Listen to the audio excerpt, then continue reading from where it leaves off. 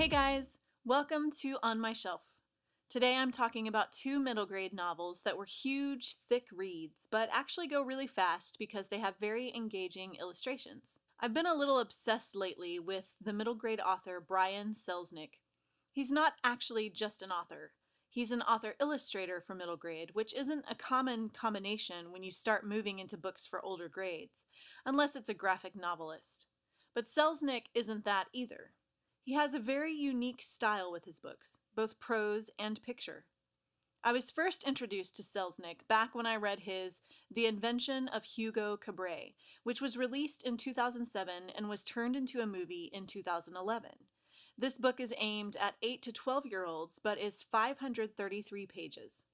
Most of those pages, though, are illustrations, which I find charming about Selznick and his style. He writes his books for middle grade readers, and they're all more than 500 pages. So by the time a kid finishes a Selznick book, he or she feels incredibly accomplished. Do you remember the first 500-page book you read? My oldest was 7 when he read The Invention of Hugo Cabret, and it was the longest book and heaviest book he had ever held in his hands. So recently, I went back and read 2 of Selznick's other books that my oldest has already read. The first was Wonderstruck, which is a story about a boy named Ben who just lost his mother. He's living with his aunt and uncle in a cabin that's right across the way from the cabin he used to share with his mom. One night, he's in his old abandoned cabin, and the phone rings. He answers it and is struck by lightning, which renders him deaf. From there, he goes on an adventure to find his father, who was never around. His story collides with the story of Rose, a deaf child whose mother is a famous actress. Their stories are set 50 years apart, so by the time their paths cross, Rose is an old woman. Selznick weaves Rose's story into Ben's story using beautiful illustrations. It is a rich and entertaining read, perfect for readers who are a bit shy about picking up those larger books.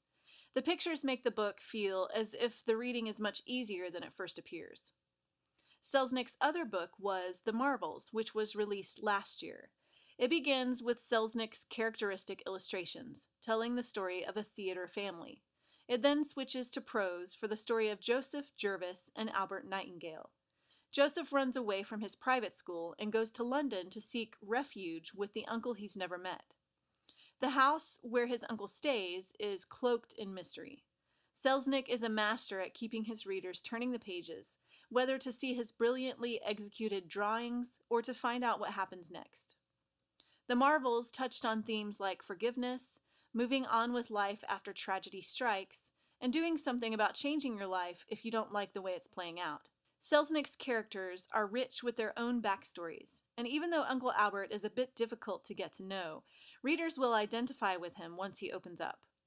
Here's a quote from The Marvels that showcases Selznick's blend of descriptive and engaging prose. At the end of the hallway was a staircase Uncle Albert had told him to climb.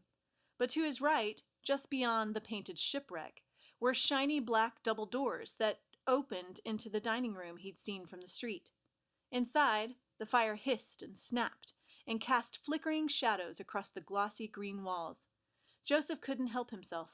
Mesmerized, he put down his suitcase and felt himself pulled into the room, like a moth fluttering helplessly toward the light.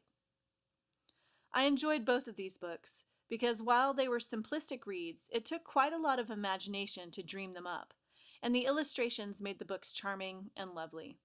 I hope you enjoyed these book recommendations. Be sure to visit racheltolson.com to get a free book from my starter library and some of my best book recommendations. If you have any books you recently read that you think I'd enjoy, leave them in the comments and I'll add them to my list. For more On My Shelf, subscribe to my YouTube channel. Thanks for watching.